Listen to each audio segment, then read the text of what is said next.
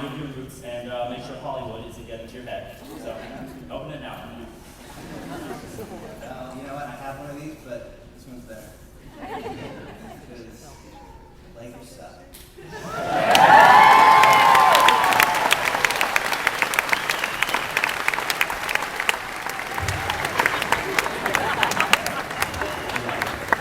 Never forget. Never forget. Everybody, how you doing? That's a hard act to follow, right?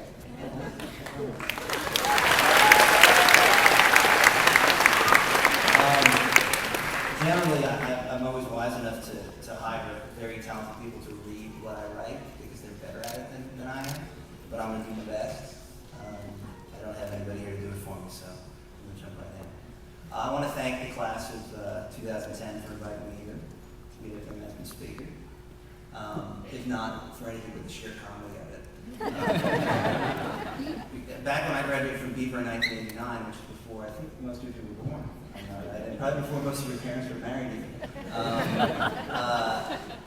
I would have definitely been voted least likely to be asked to come back and be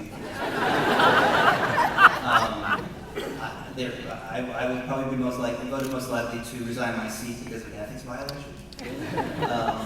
Most likely to be responsible for an explosion on an oil rig, or most likely to be shot in a crime of passion by an angry husband or boyfriend. Those were more in the line of what my future was holding, and I have great memories of Mr. Gallo yelling in the stairwells, and you ask him, he'll tell you.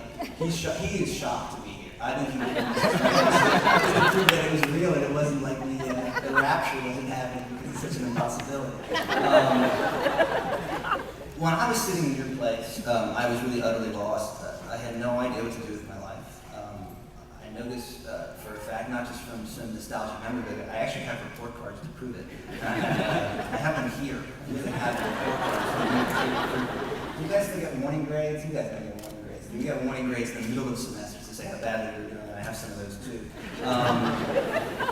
One little quick side note, the key to good drama is conflict, really good wigs, and props. Always bring props, because you'll always fly with props, so I have my props here.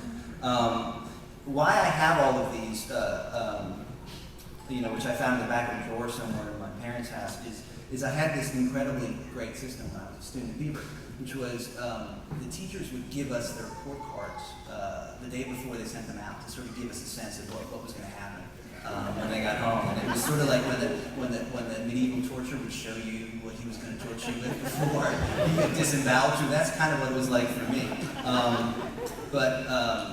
The thing, what I did though, was I was very enterprising, so I realized that they showed us that day, they were mailed out that day, and the next day they were going to arrive.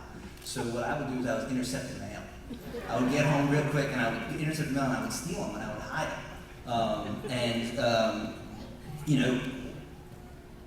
A few weeks later, my parents would say, "What about those report cards? Why haven't your report cards come yet?"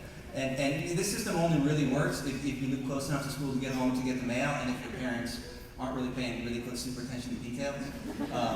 It's like benign neglect.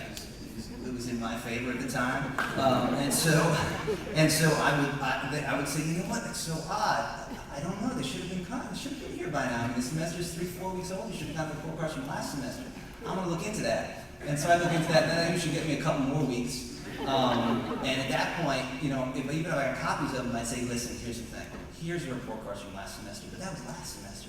Like, I learned so much since then. I worked so hard. Like, don't even worry about those. And I'm telling you, 90% of the time it'll work. It was really brilliant. And my parents are here just learning about this now, so I'm really sorry.